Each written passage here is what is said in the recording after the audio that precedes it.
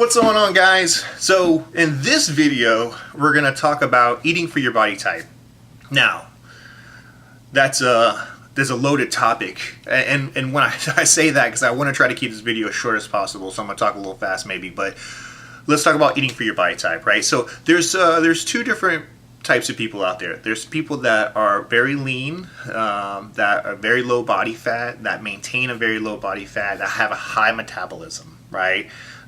These are the type of people like myself that I hate those people. Now, personally, they're great people, but I hate that, right? Good genetics, as a lot of people would argue, right? And then there's other people like myself that gain weight easily, have a hard time losing weight sometimes, can look at chocolate and gain a pound, all those memes and all those cliches. Tend to hold more weight around their midsections, their lower backs, areas like that. So let's talk about eating for your body type, right? And people change. People can, fire up their metabolism and get their metabolism, going to the highest level and stay relatively lean. It takes a lot of work, but people can get there. So when I say eating for your body type, I truly mean eating for your body type as it stands today, and also as it stands today for the goals that you want tomorrow, right? So let's talk about that. If you are lean, shredded, low body fat, an active person, high metabolism person, you hear these recommendations by bodybuilders all the time, and was really popular many years ago, but eating 6 small meals a day, 8 small meals a day. And that's great for some people. For me, I can't do that. My lifestyle, my work, everything that happens in my life, I just can't. I've done it in the past before. It's been very difficult, taking breaks every couple hours, trying to eat small snacks, trying to do different things like that. It's just really hard for me. So understanding it's not my type, it's not ideal for my life, is not an option. But understanding that it's not really ideal for my situation, my body type, and where I am right now. So, if you're lean, then it makes total sense to eat smaller meals throughout the day, because the idea is you're fueling your body, right? You're always fueling your body because your body itself doesn't have a lot of fat to fuel itself, right? You don't hear about a lot of people doing intermittent fasting that are already very lean, already very shredded. If they are doing it, it's because they're really trying anything and everything to get that last pound or two off, because they're going to do a show, or they're going to do an event, or they're trying to get, beach body or a photo shoot or something like that. Most of the time you see people that have some weight to lose, trying to find some new ways of losing weight, managing calories in, calories out, all that type of stuff, fun stuff, and kind of playing around with different ways of doing that. So with that being said, those folks that have those high metabolism, it's great eating those small meals a day. And in fact, it actually works in their benefit, because they're constantly fueling their body. They're constantly getting their body revved up. It's stoking their metabolism. It's doing all these things. And it's also ensuring that they maintain whatever muscle that they have as well, because like I said, they have very little fat. So in the event that they do go into a starvation mode, or they do go into a state of catabolism, well, they're going to start eating muscle because that's all they have, right? So eating small meals throughout the day is perfect for those folks. But let's say you're not that type, right? Let's say you're just beginning off and you have some love handles. You might have some muffin top. Let's say you're just carrying some weight around, right? You want to drop 10, 20, 30 pounds. Well, here's an idea. Intermittent fasting is a great idea. In fact, I've seen some really good results on it as I've done it over the years. The ideal is that you extend the window of non-eating, right? So you stop eating 8, 9, 10 o'clock at night, right? And you go to bed, right? And so every day we intermittently fast, right? At night we're fasted, right? That's why in the morning it's called breakfast, because we're breaking that fast. So all you're doing is extending that fasting window, right? So a lot of people will extend that window until noon or 2 o'clock, or even later if you can. But the real reason behind this is, and it makes a lot of sense when you step back and you think about it, when you fast, you are not taking in any type of calories. No liquid calories, no solid food calories, nothing. You are relying on your own internal body, right? So you're relying on anything in your digestive tract, anything in your stomach, and fat, all that stuff, to fuel your energy, right? To fuel your body for movements, exercises, life in general, right? So if you give yourself more time for your body to attack the food that's in your stomach, to digest the food that's in your intestines, to get as many nutrients out of all that as possible, and to go after your stored fat, then by sheer chance, definition, whatever you want to call it, you're going to lose weight, because you are forcing your body to attack the fat for energy. Now, you hear people talk about fasted cardio. I do this a lot right now. It works great. I'm a little heavier guy. I tend to stay pretty big myself.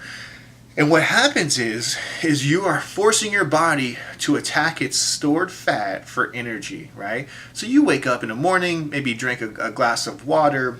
Sometimes I like to take a couple gummy vitamins or something like that just to have something in my stomach so it's completely not bare, depending on what time I had dinner the night before, if I had anything before I went to bed, and depending on my exercise. And then go right into it. I lift weights, do cardio, running, circuit training, sprint training, all types of stuff. And it's really, really great because it pushes your body to that limit to use the fat that's stored in your body as fuel, and it's the best way to burn fat and reach your goals, right? And so when I say that if you are not super lean and you're eating, and you're it's not ideal for you to eat a ton of small meals, try intermittent fasting, right? Go back to that way of eating 2 to 3 meals a day. And when you intermittently fast, think about this, you're really only going to eat 2 meals. Okay, so you're going to break your fast, right? Your first meal of the day is going to be at lunch. It's going to be at 2 o'clock. The longer you can go, the better. Of course, you got to be careful. You got to be mindful of it all. You want to make sure you drink a lot of fluids. Some people will recommend drinking BCAAs, branched chain amino acids, during the day if they have an office job, if they're doing stuff, because it helps fuel their body. It's super low calories to no calories, and it's those essential branched chain amino acids, like I mentioned, that help with building muscle and doing things like that, doing very positive things for your body. So some people will sip on that. Some people just drink, some very straight lemonade, lemon water, or something like that, just to help the sensation. Or black coffee is another great option as well. But you're going to break your fast at noon, at 2, so you can actually have a pretty big meal, right? You actually have a pretty good sized meal. And then, of course, you can have another meal around dinner. Now, the idea is try to lower that window, right? So you break your fast at noon, your last meal is at 6 or 2, it's at 8 or whatever. Lower that window and try to reach your caloric goals, right? So you're trying to eat 2,000, 2,500 calories in that window period. Depending on what you're eating, if you're eating good, healthy food, it's hard, because good, healthy food has more volume for the nutrition that it comes with. So if you're eating salads and chicken and all this other fun stuff, then it's actually hard to eat that much food because you get full, because your meals can be really, really large. Now, obviously, if you're eating McDonald's and stuff like that, yeah, you can squeeze 2,000 calories in really easy. But hey, if you're looking at it as far as just, I'm going to eat one really awesome meal, and worst case scenario, I'm going to eat a McDonald's, Big Mac and French fries and all this fun stuff, and it's 1,000 plus calories or something like that. Even with having a snack, you can still eat less calories because you're having that big meal, and you actually stay full longer, and you start training your body. And the biggest opportunity is just eating less calories overall, because you've narrowed that window of your eating. And it's really, really great idea. But even if you don't want to do fasted cardio or intermittent fasting, then just think about eating the 2 to 3 meals a day. Tracking your calories, of course, and if you can, track your macros if you're advanced and you understand macronutrients and how many you need for your body and all that other fun stuff. I'll do a video on that later, but there's a million videos out there that you can find that talks about that. But think about it, right?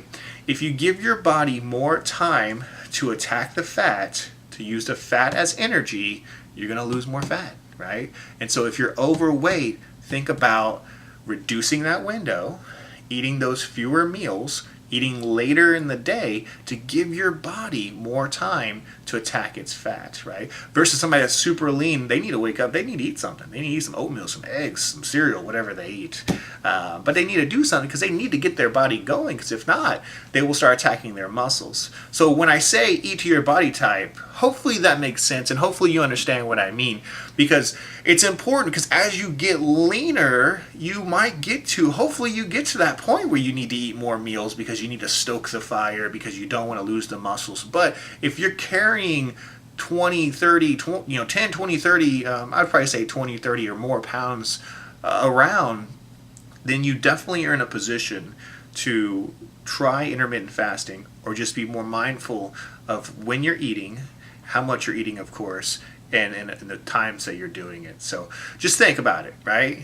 the less you eat, or the longer you wait to eat, the more your body has to attack its own fat cells, and that's how you burn fat. So there's another video from a TED Talk that talks about actually how you burn fat, which is really, really awesome. I highly recommend it. I'll try to put that into the description at the bottom. If you have like 5 or 10 minutes, I highly recommend watching that video. It's super scientific, but it's really, really interesting. So with that, guys, this video is 10 minutes. It's super long. Thank you. Deuces.